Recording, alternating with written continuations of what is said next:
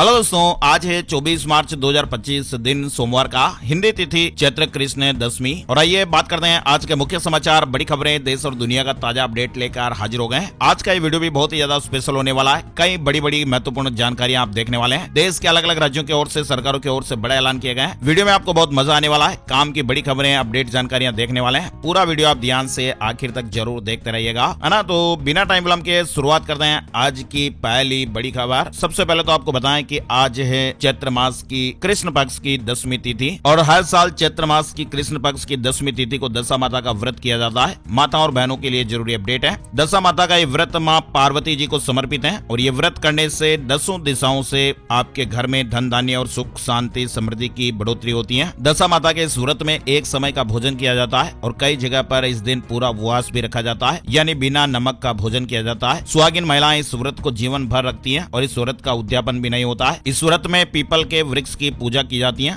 और माना जाता है कि दशमी के दिन पीपल के वृक्ष में स्वयं श्री हरि, विष्णु और लक्ष्मी जी का वास होता है। दशा माता व्रत के दिन महिलाएं हाथों में मेहंदी लगाती हैं। सजे सवरने के बाद महिलाओं को सुहाग की चीजों का दान करना चाहिए। और आज के दिन हो सके तो झाड़ू की खरीदारी जरूर करें। और आज के दिन घर में साफ सफाई का भी विशेष ध्यान रखें। सभी माताओं और बहनों को हमारी टीम की ओर से दशा माता की ढेर सारी शुभकामनाएं, बहुत बहुत बधाइयां। माता रानी का आशीर्वाद आपको हमेशा मिलता रहे। खबरों की शुरुआत में पहली बड़ी खबर आप देखिए, अलर्ट करने वाली ये खबर है और स्पेशली उन लोगों के लिए जो आरओ का पानी पीते हैं। आजकल शहरों में पानी को शुद्ध करने के लिए आरओ का इस्तेमाल बहुत ज्यादा बढ़ गया है और लोग ये सोचते हैं कि आरओ का पानी पीने से उनकी सेहत पर कोई बुरा असर नहीं पड़ेगा। लेकिन क्या आप जानते हैं कि आरओ का पानी अगर लगातार पिया जाए तो ये शरीर में कई तरह की समस्याएं पैदा कर सकता है। यानी आरओ का पानी शुद्ध तो होता है दोस्तों, लेकिन इसमें शरीर के लिए जरूरी खनिज जैसे कैल्शियम, मैग्नीशियम, पोटेशियम आदि की कमी हो सकती है। और ये खनिज हमारे शरीर के लिए सही कामकाज करने के लिए बहुत ही जरूरी होते हैं। और जब इनकी कमी हमारे शरीर में होती है तो शरीर पर नकारात्मक असर पड़ सकता है। आरओ द्वारा शुद्ध किए गए पानी में इन जरूरी तत्वों का अभाव हो जाता है, कमी हो जाती है, जो स्वास्थ्य के लिए ठीक नहीं है। ये बात हम नहीं कह रहे हैं, विश्व स्वास्थ्य संगठन यानी WHO ने भी आरओ के पानी के ज्यादा उपयोग पर चिंता जताई है। आरओ का पानी आप पी रहे हैं लेकिन लगातार इसे आप ना पिएं। आरओ का पानी पीने से दिल से जुड़ी बीमारियां भी हो सकती हैं, खून की कमी हो सकती है, ब्लड प्रेशर में बदलाव हो सकता है। प्रेगनेंसी के दौरान आरओ का पानी पीना माँ और बच्चे दोनों के लिए नुकसानदायक भी हो सकता है, क्योंकि इस दौरान शरीर को अधिक पोषण और खनिजों की आवश्यकता होती है। और आरओ के पानी में इन खनिजों की कमी हो जाने के कारण गर्भवती महिलाओं को परेशानियां आ सकती हैं। इसलिए सही यही है कि अगर आप आरओ का पानी भी पीते हैं तो इसे उबाल कर पिएं। उबालने से पानी में मौजूद बैक्टीरिया खत्म हो जाते हैं। आरओ के पानी में खनिजों की कमी को पूरा करने के लिए खान पान में खनिजों से भरपूर चीजें शामिल करें, जैसे हरे पत्तेदार सब्जियां, फल, दूध वगैरह। डाइट में थोड़ा विशेष ध्यान दें। पानी के सेवन के दौरान डॉक्टर की सलाह भी लें और किसी विशेषज्ञ से खनिजों की कमी को लेकर भी आप जांच करवा सकते हैं। आरओ को लेकर एक और अपडेट आपको जानकारी में बताएं। चेकोस्लोवाकिया और स्लोवाकिया में 5 साल तक आरओ का पानी पीना वहां पर लोगों के लिए अनिवार्य कर दिया गया था और जिसकी वजह से वहां लोगों में खनिजों की कमी से हेल्थ प्रॉब्लम देखने को मिली।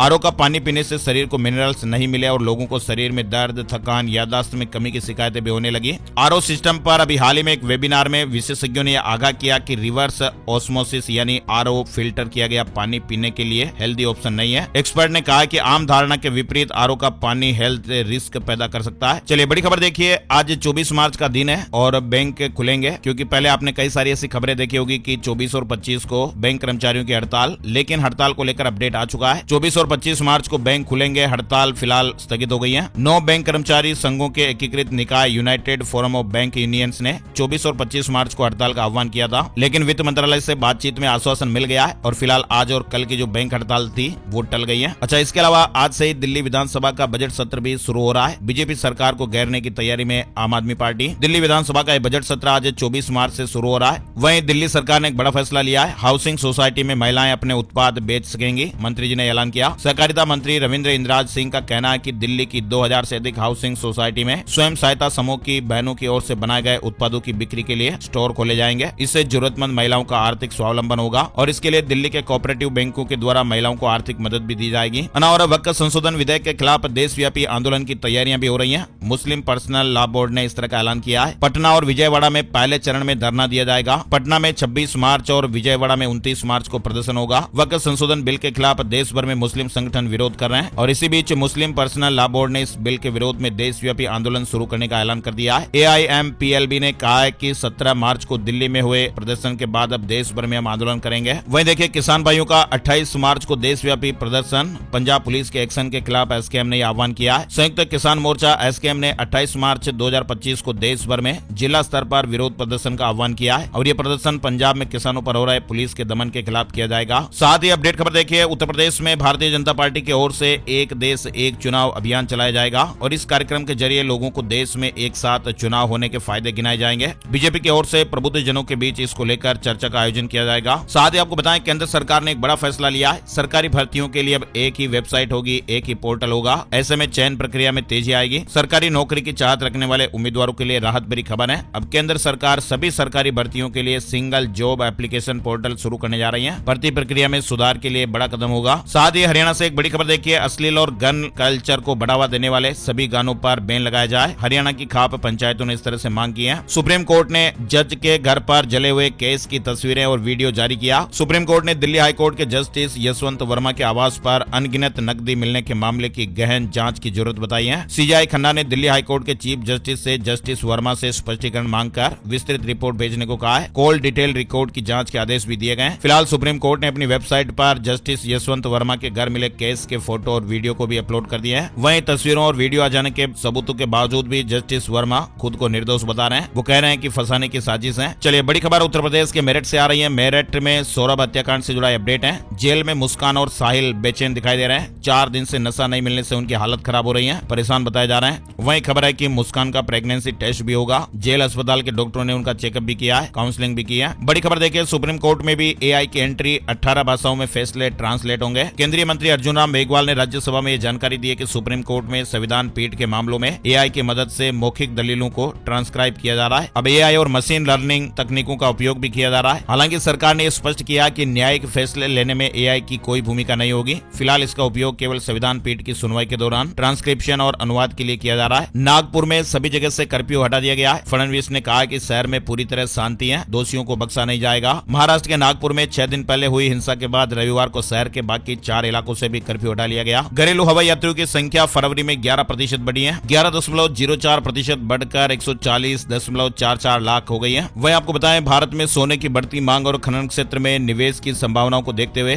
कई राज्यों में सोने के भंडारों की खोज तेज हो गई है। अभी हाल ही में उड़ीसा के कई जिलों में सोने के भंडारों के संकेत मिले हैं, जिससे अब राज्य की अर्थव्यवस्था को लेकर भी नई संभावनाएं देखी जा रही है। नई दिल्ली रेलवे स्टेशन पर भारी भीड़ दिखाई दी। ट्रेनों के प्रस्थान में देरी की वजह से अफरा तफरी का माहौल भी हो गया। नई दिल्ली रेलवे स्टेशन पर रविवार रात को अफरा तफरी जैसा माहौल देखने को मिला। दरअसल कुछ ट्रेनों के प्रस्थान में देरी होने की वजह से प्लेटफॉर्म नंबर 12 और 13 पर भारी संख्या में यात्री एकत्र हो गए। हालांकि प्रशासन ने पूरी मुस्तैदी के साथ व्यवस्थाओं को बनाए रखा। आपको एक जानकारी में बताएं कि अगर आपने टिकट लिया हुआ है लेकिन आपकी ट्रेन छूट गई है तो आप कैसे यात्रा कर पाएंगे। रेलवे के नियमों के अनुसार अगर आपको कहीं जाना और आपके ट्रेन का जनरल टिकट आपने लिया हुआ है तो किसी भी कारण से अगर आपकी ट्रेन छूट जाती है तो आप स्टेशन से गुजरने वाली दूसरी ट्रेन के उसी कोच में सफर कर सकते हैं, यानी जनरल वाले कोच में आप सफर कर सकते हैं। कई बार होता ना कि भीड़ या किसी अन्य कारण से लोगों की ट्रेन छूट जाती है, तो अगर आपने भी किसी ट्रेन का जनरल टिकट लिया और वो ट्रेन छूट गई है तो आप दूसरी ट्रेन में उसी टिकट से यात्रा कर सकते हैं। यात्रियों की सहूलियत को देखते हुए रेलवे ने इस तरह का नियम बनाया हुआ है। लेकिन आरक्षित यात्रियों के लिए जरूरी अपडेट है, ये नियम आरक्षित टिकटों पर लागू नहीं होता है। यानी अगर आपने किसी ट्रेन में रिजर्वेशन कराया और आपकी ट्रेन छूट जाती है तो आप दूसरी किसी भी ट्रेन में सफर नहीं कर सकते हैं। ऐसा करने पर टीटी आपको बिना टिकट यात्री मानेगा और आप पर जुर्माना भी लगाया जा सकता है। हालांकि जनरल टिकट पर यह नियम लागू नहीं होता है, आप उसी रूट की दूसरी ट्रेन में सफर कर सकते हैं। हालांकि अगर ट्रेन आपकी गलती की वजह से नहीं छूटी है, यानी ट्रेन कैंसिल हो गई है या फिर 3 घंटे से ज्यादा अगर ट्रेन लेट है या फिर ट्रेन का रूट बदल दिया गया है तो आप रिफंड के लिए अप्लाई कर सकते हैं, है ना। और इंडियन रेलवेज की ओर से एक ऑफर भी चल रहा है। ट्रेन से 7 ज्योतिर्लिंगों के आप दर्शन कर सकते हैं। इंडियन रेलवे से जुड़ी कंपनी IRCTC ट्रेन से देश के 7 ज्योतिर्लिंगों की यात्रा कराने के लिए एक स्पेशल टूर पैकेज लेकर आई है और इस खर्च को आप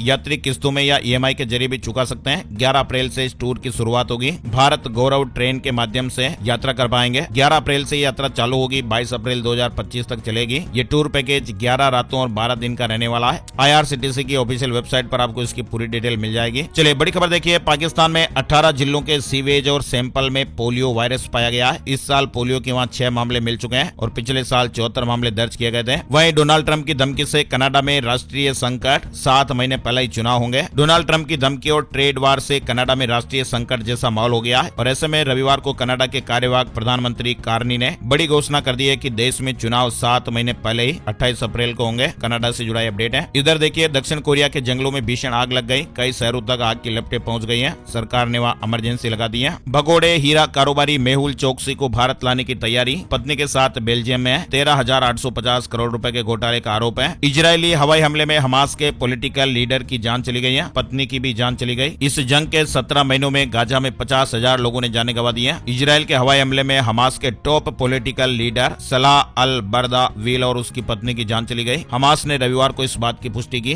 भाजपा के राष्ट्रीय अध्यक्ष की चुनावी प्रक्रिया के बीच रविवार को जेपी नड्डा ने राष्ट्रीय स्वयंसेवक संघ यानी आरएसएस प्रमुख मोहन भागवत से मुलाकात की है। सूत्रों के मुताबिक ये बैठक बेंगलुरु में हुई। वहीं राष्ट्रीय स्वयंसेवक संघ के महासचिव दत्तात्रेय ने कहा कि अगर आक्रमणकारी मानसिकता वाले लोग हैं तो वे देश के लिए खतरा है। मणिपुर हिंसा पर चर्चा हो तो समाधान दूर नहीं। जस्टिस गवाई ने कहा कि राज्य में हर कोई शांति चाहता है, मौजूदा हालात पर किसी की दिलचस्पी नहीं है। बड़ी खबर है, पोप फ्रांसिस 5 हफ्ते बाद हॉस्पिटल से डिस्चार्ज हो गए। कैथोलिक ईसाई धर्मगुरु पोप फ्रांसिस को रविवार को 5 हफ्ते बाद हॉस्पिटल से डिस्चार्ज कर दिया गया। इसके बाद उन्होंने हॉस्पिटल की बालकनी से समर्थकों को धन्यवाद कहा। देश के 160 संस्थाओं को मिला FCRA सर्टिफिकेट, लिस्ट में महाराष्ट्र सबसे आगे है। FCRA प्रमाण पत्र 5 साल के लिए मान्य होता है, बशर्ते नियमों का सही अनुपालन और धन का उचित उपयोग किया जाए। FCRA को यह सुनिश्चित करने के लिए लागू किया था कि विदेशी धन का उपयोग उचित और पारदर्शी रूप से किया जाता है और भारत की संप्रभुता, अखंडता या आंतरिक सुरक्षा को नुकसान नहीं पहुंचता है। देश भर के कुल 160 संस्थाओं को 2025 में विदेशी योगदान विनियमन अधिनियम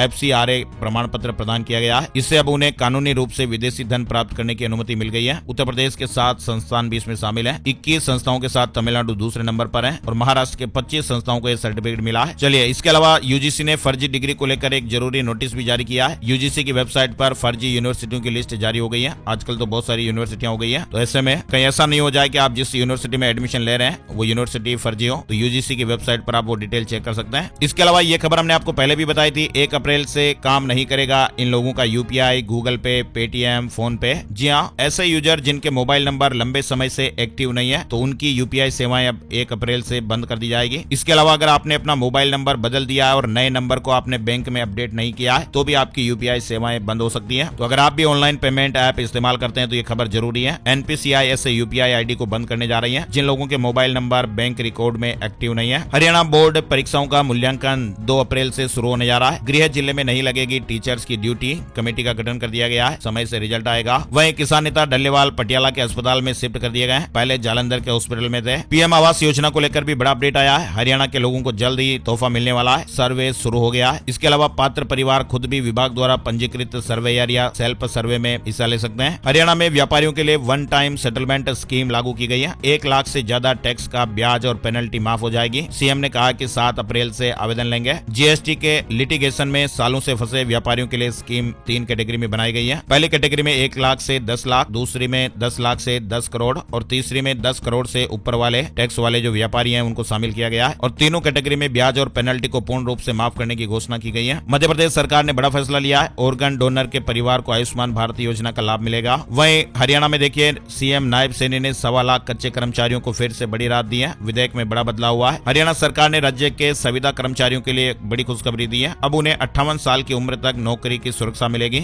इस विधेयक के तहत 15 अगस्त 2024 तक 5 साल की पूर्णकालिक सेवाएं पूरी करने वाले संविदा कर्मचारियों को जॉब सिक्योरिटी प्रदान की जाएगी। चंडीगढ़ पीजीआई में होगी CART cell therapy research, IISC से समझौता हुआ है। मेडिकल रिसर्च में बड़ा बदलाव होगा। देश का एकमात्र अस्पताल बना है। भारत ने चीन पर लिया बड़ा एक्शन, 4 चीजों पर लगाई एंटी डंपिंग ड्यूटी। भारत ने चीन से आने वाले 4 उत्पादों पर एंटी डंपिंग ड्यूटी लगाई है। इससे भारतीय उद्योगों को राहत मिलने की उम्मीद है। वहीं 1 अप्रैल से आपका टैक्स स्ट्रक्चर भी बदलने वाला है। न्यू रिजीम फायदे का सौदा साबित हो सकती है। ओल्ड टैक्स रिजीम से न्यू टैक्स रिजीम में स्विच करने वाले यूजर्स को पहले जरूर जान लेना चाहिए कि उनके लिए न्यू टैक्स रिजीम बेहतर रहेगी या फिर ओल्ड टैक्स रिजीम में फायदा होगा। तो इस पर आप थोड़ी जानकारी जरूर ले लें, क्योंकि 1 अप्रैल 2025 से देश भर में नया टैक्स स्ट्रक्चर लागू होने वाला है और इसके बाद फिर 12 लाख रुपए तक की सैलरी पाने वालों को इनकम टैक्स की टेंशन खत्म हो जाएगी। लेकिन उसके लिए उन्हें न्यू टैक्स रिजीम का चुनाव करना होगा। बड़ी खबर देखिए, पश्चिम बंगाल में 2026 के विधानसभा चुनाव को लेकर बीजेपी ने बड़ा वादा किया है। बीजेपी नेता शुभेंदु अधिकारी ने दावा किया कि सत्ता में आने पर 200 यूनिट मुफ्त बिजली और महिलाओं को 3,000 रुपए हर महीने दिए जाएंगे। इसके अलावा उन्होंने आवास योजनाओं और रोजगार के अवसरों में सुधार का भी वादा किया है। तुर्की में अभी लंबे खींच सकते हैं प्रदर्शन, अदालत ने भी सुनाया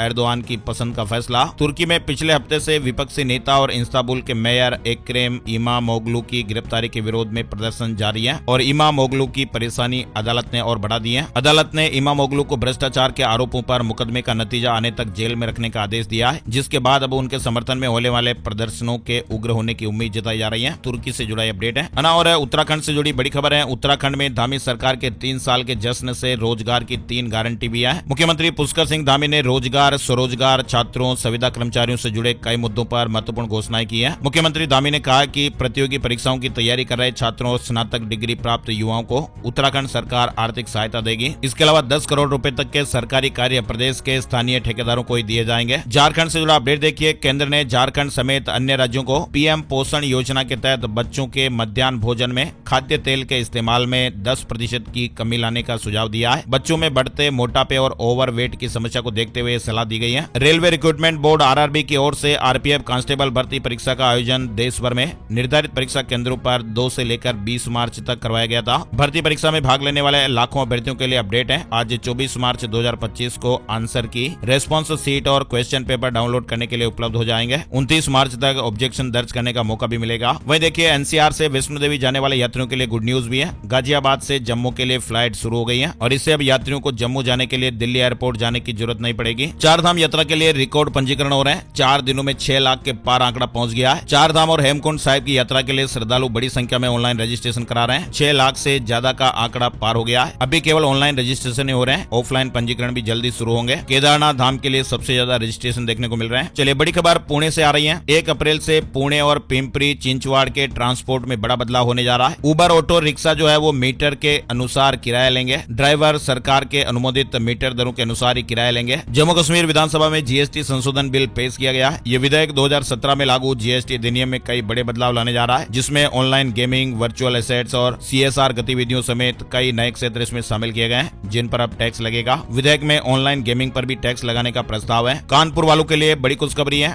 कानपुर मेट्रो के दूसरे चरण की मेट्रो का जल्दी शुभारंभ होगा और इससे कानपुर की जनता को जाम से मुक्ति मिलेगी और सुव्यवस्थित यातायात दिखाई देगा। मुंबई से जुड़ी खबर देखिए, मुंबई करों को जल्द ही 15 दिनों में अपना पासपोर्ट मिल जाएगा, क्योंकि मुंबई पुलिस ने अपने अधिकारियों को प्रशिक्षित किया है। अगर आपके दस्तावेजों में कोई समस्या नहीं है तो केवल 7 दिनों में सत्यापन प्रक्रिया पूरी कर ली जाएगी। उत्तर प्रदेश में योगी सरकार के 8 साल पूरे भव्य कार्यक्रमों के साथ प्रदेश भर में बीजेपी जश्न मनाएगी। बीजेपी ने 24 मार्च से 14 अप्रैल तक प्रदेश भर में विभिन्न जिला स्तरीय कार्यक्रमों का आयोजन करने का प्लान किया है। गाजियाबाद में भूखंड खरीदने का शानदार मौका, 26 मार्च तक आवेदन कर सकते हैं। नीलामी 28 मार्च को हिंदी भवन सभागार में होगी। आवेदन और नीलामी की तारीख में बदलाव हो चुका है। वही देखिए, उड़ीसा में ओले गिरे, 2 लोगों की जानें भी चली गई। मौसम विभाग ने 2025 में सामान्य से अधिक गर्मी रहने का अनुमान जताया है। हिमाचल में 26 तारीख से मौसम बदलेगा, बारिश की संभावनाएं बनेगी। राजस्थान में अब गर्मी बढ़ने लगेगी, तापमान में 1 से 3 डिग्री सेल्सियस तक बढ़ोतरी हो सकती है। उत्तर प्रदेश में भी मौसम आज से यू टर्न लेगा और आने वाले दिनों में पारा 40 के पार भी जा सकता है। पश्चिमी विक्षोभ के असर से जो बूंदाबांदी और ओलावृष्टि हो रही थी वो अब रुकने वाली है और उत्तर प्रदेश के मौसम विभाग ने कहा है कि प्रदेश में अब धूप खिलने से लगातार पारा चढ़ेगा और गर्मी बढ़ेगी। शेयर बाजार में इस हफ्ते तेजी का अनुमान व्यक्त किया गया है। यूएस जीडीपी ग्रोथ से लेकर एफआईआई डीआईआई फ्लो तक कई फैक्टर्स है जो बाजार की चाल तय करेंगे। चलिए, बड़ी खबर राजस्थान से देखिए, 7 दिन चलेगा राजस्थान दिवस समारोह। बाड़मेर से शुरुआत होगी। महिला, किसान और युवा सम्मेलन भी आयोजित होंगे। कई पॉलिसियां भी लॉन्च होगी। राजस्थान का स्थापना दिवस समारोह इस बार 7 दिन तक चलेगा। राज्य सरकार 25 मार्च से 31 मार्च तक राजस्थान दिवस उत्सव का आयोजन करने जा रही है और इसकी शुरुआत बाड़मेर में मातृवंदन महिला सम्मेलन कार्यक्रम से होगी। भोपाल में 31 मार्च तक प्रॉपर्टी टैक्स जमा करें, वरना स्वयं के उपयोग वाली संपत्ति पर 2 गुनी देनी पड़ेगी राशि। छुट्टी के दिन भी ऑफिस खुले रहेंगे। उत्तर प्रदेश के शिक्षा मित्रों का मानदेय बढ़ेगा या नहीं? हाई कोर्ट के आदेश के बाद अब योगी सरकार के पास 3 ऑप्शन है। फिलहाल इलाहाबाद हाई कोर्ट ने यूपी सरकार को शिक्षा मित्रों का मानदेय बढ़ाने पर विचार करने को कहा है। लखनऊ महिला हत्याकांड के बाद सरकार ने बड़ा आदेश जारी किया है। उत्तर प्रदेश के सभी ऑटो ई रिक्शा ड्राइवर का वेरिफिकेशन होगा। जिन ड्राइवर पर मुकदमे दर्ज हैं या आपराधिक प्रवृत्ति के हैं उन पर पुलिस कार्रवाई करेगी। लालू यादव ने कहा कि 2025 में तेजस्वी के नेतृत्व में बनेगी सरकार, मनोज यादव को बनाएंगे मंत्री, महिलाओं के लिए नई योजनाएं लाएंगे, समर्थन देने की अपील की गई है। राजद सुप्रीमो लालू प्रसाद यादव ने बिहार की राजनीति को लेकर बयान दिया है। झारखंड में 4 ग्लास ब्रिज बनेंगे,